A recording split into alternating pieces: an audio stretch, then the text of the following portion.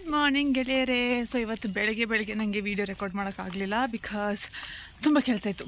Room cleaning ಇತ್ತು. ಸಿದ್ಧಾರ್ಥ್ ಈಗಷ್ಟೇ ಅವ್ನ ಕೀನ ಡ್ರೈನೇಜ್ಗೆ ಬೀಳಿಸ್ತಾ ಇದ್ದ, just miss.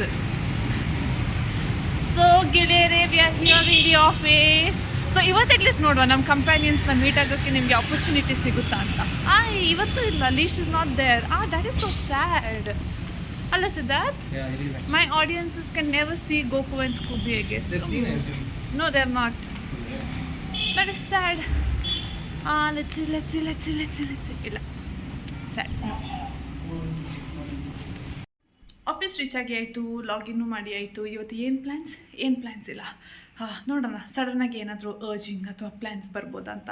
And you will also see me in repeated clothes for the bunch of times, many times, because I believe in using the item until it is non-usable. Yes, so I keep repeating the clothes. And also ನನಗೆ ತಿಂಗಳಿಗೆ ಒಂದು ಬಟ್ಟೆ ತಗೊಳ್ಳೋಷ್ಟು ಹಣನೂ ಇಲ್ಲ. No, that is not the thing, but this is what I believe in. ಅದು ಒಂದಿದೆ, but this also. Yeah. ನೀವು ಅಷ್ಟೇ, I suggest you to do the same. You use a cloth until it is not usable, because that's how you use things. ತಿಂಗಳಿಗೆ ಒಂದು not repeated ಹಾಕೋದು, no, nobody should believe in that. You have to save your environment, people.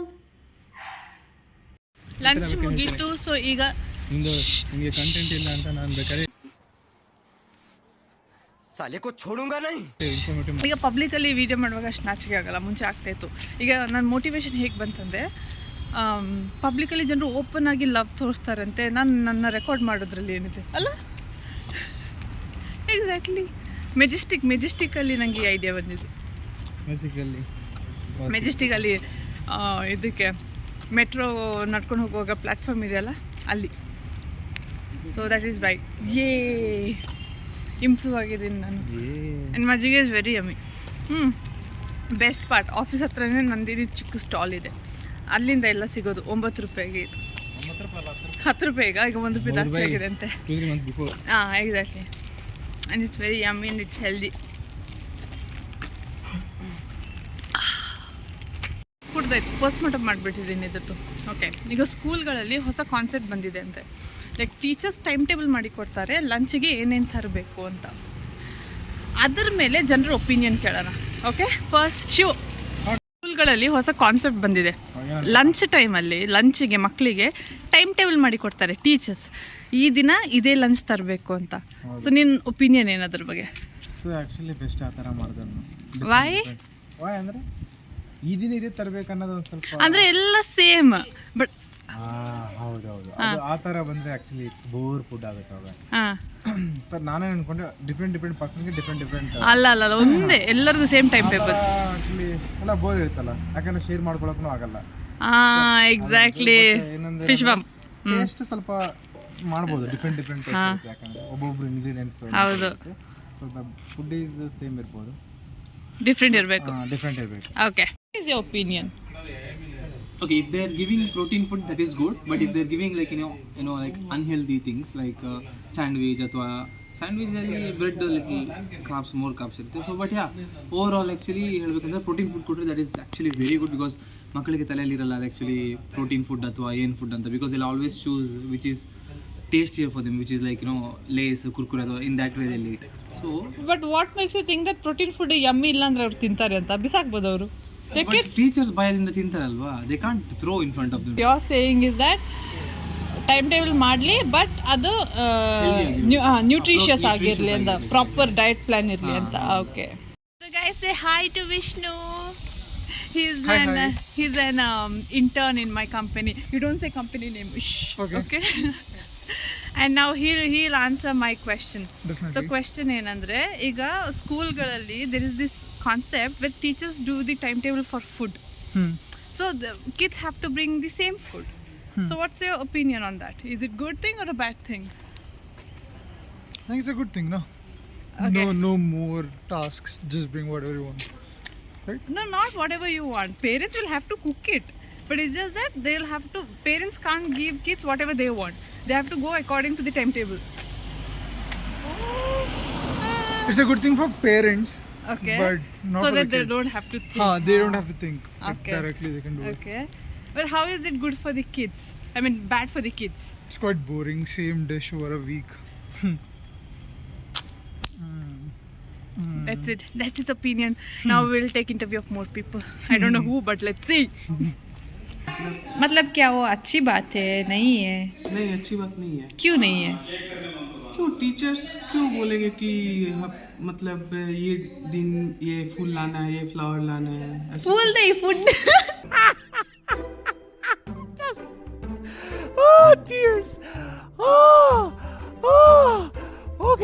Food भी क्यों बोलना है, हाँ.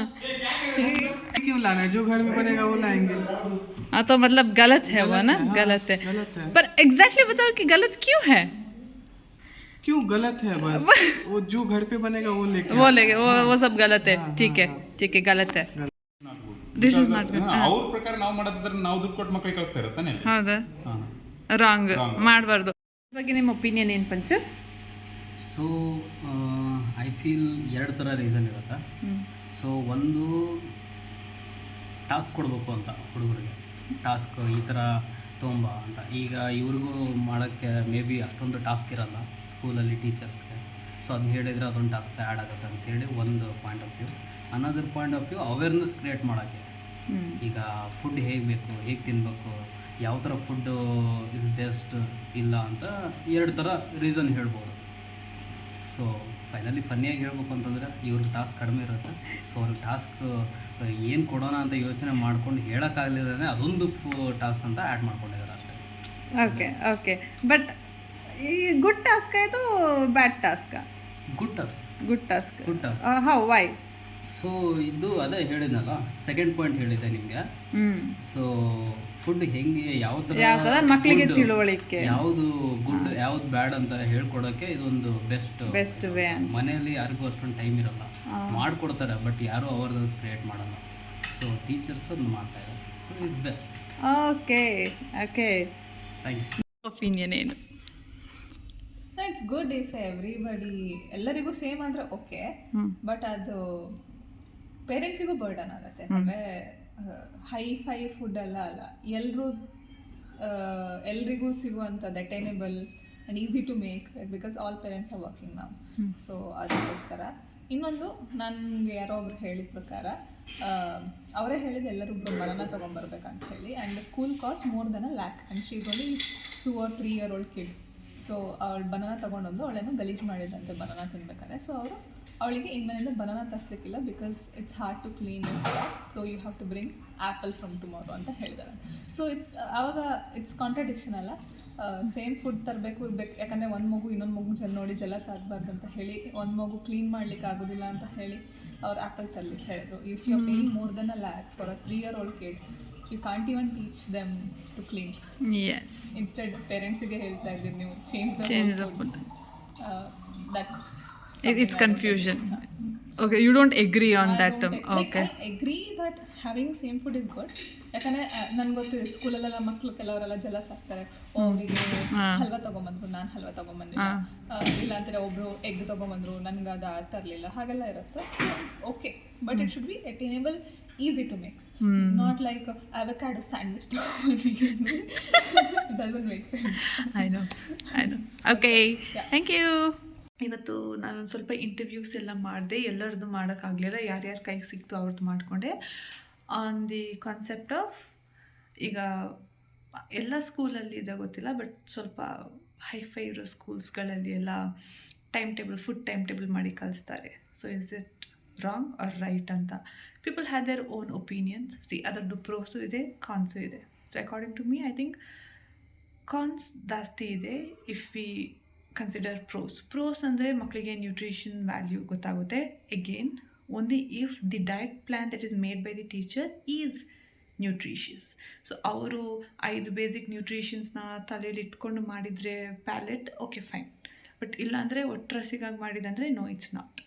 So ಮಕ್ಕಳು sharing ಕಲಿಯಲ್ಲ, ಮತ್ತು ಪೇರೆಂಟ್ಸ್ಗೂ ಪ್ರಾಬ್ಲಮ್ ಆಗುತ್ತೆ. If I talk about the cons that ಎಲ್ರಿಗೂ ಅದೇ ಟೈಮ್ಗೆದ್ದು ಡಿಫ್ರೆಂಟ್ ಅಡುಗೆ ಮಾಡಬೇಕಾಗುತ್ತೆ. ಬುಕ್ಕಲ್ಲಿರೋ ಅಡುಗೆನ ಪೇರೆಂಟ್ಸ್ ತಿನ್ನಲ್ಲ, ಮಕ್ಳಿಗಾಗಿ ಸಪ್ರೇಟ್ ಮಾಡಿ ಕೊಡಬೇಕು. ಸೊ ಅಮ್ಮಂದಿರಿಗೆ 2 ಕೆಲಸ, ಅದೊಂದು. ಯಾರಿಗೆ ಟೈಮ್ ಇದೆ ಈಗ?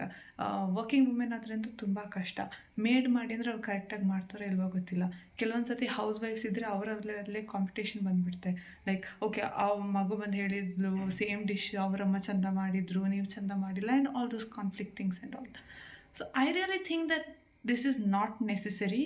ಬಟ್ ನಿಮ್ಮ ಒಪಿನಿಯನ್ ಏನಿದೆ, please to put it in the comments and let me know. So that's it for now and good night. ಮತ್ತು ನಾಳೆ ಸಿಗೋಣ ಇನ್ನೊಂದು ವಿಡಿಯೋ ಜೊತೆಗೆ. Until then good night, ಸಾರಂಗೆ.